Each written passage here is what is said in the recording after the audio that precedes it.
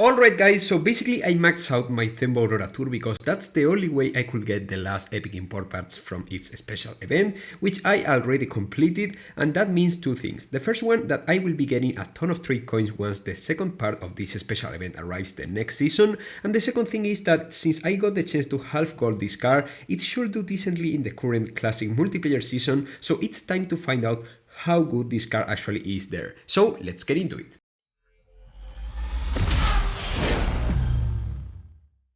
Okay, so I will be honest with you all guys, I'm trying this car now because I haven't seen anyone else doing so, and also because during this season we can enjoy the boosted performance of the Themba Aurora Tour thanks to the overclock boost available during this season, and thus I prefer to have that slight advantage now over trying this car once I get it maxed out, but without overclock, just in case. Anyways, as you can see right now, the rank of my Aurora is basically the same as a golden one, so there shouldn't be any kind of issues. And I have to admit something about this car and classic multiplayer in general. It has been a bit challenging to get somewhat decent laps because, as you can see on these clips, classic multiplayer gotta be one of the hardest places to get a nice lap, which combined with my skill issue made the preparation of this video extra challenging, but luckily for me, the car I was testing was quite nice. So now that you guys got the proper context, let's dive into my conclusions after doing pretty much a nice amount of races with my half golden Themba Aurora Tour on classic multiplayer. The first thing that you guys need to be aware of is this car acceleration, which is not great basically because of how fast this car actually is.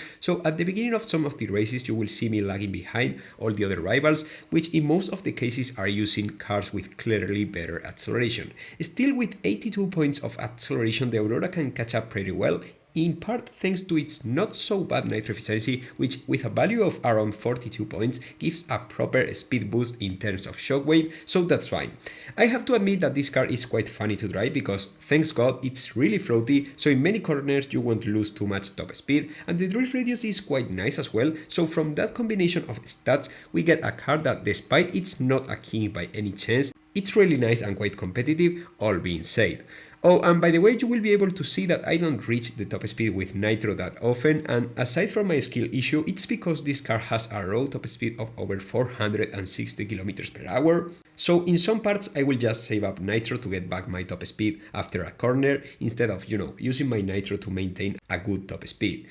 I'm well aware that it's far from being the most optimal way of using my nitro, but it kinda worked for me in many races, so I kept using it. But yeah, in case someone's wondering, my current Aurora top speed with nitro is around 419 km per hour, since I apply 0 epic import parts on the top speed stat. And I have left the most important thing about this car for the very end, how light it feels while using it. It's not an incredibly hard car to steer, and in general it wasn't super tricky when you compare it with other cars like, for example, the Deus Bajan, which is quite close in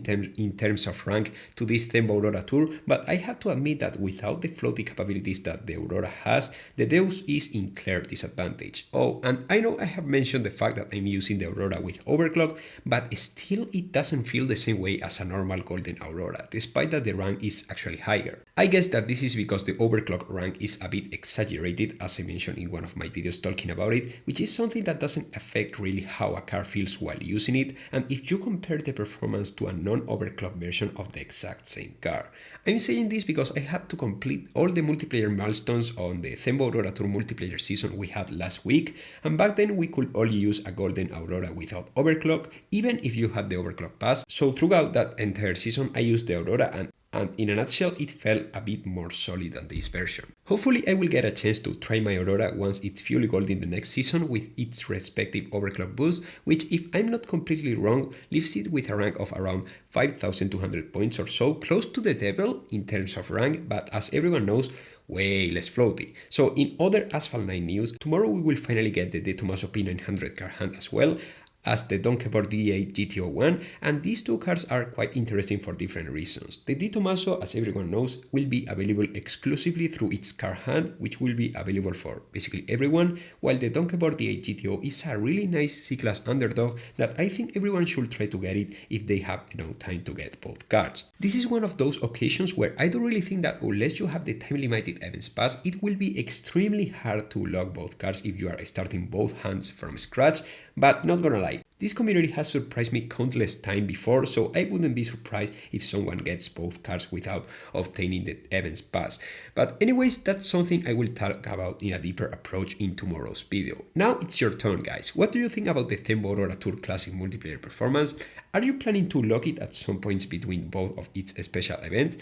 Let me know in the comment section, make sure to drop your like and subscribe in order to not to miss anything about Asphalt 9 Legends. I will see you really soon as usual with much more Asphalt content. Goodbye, guys.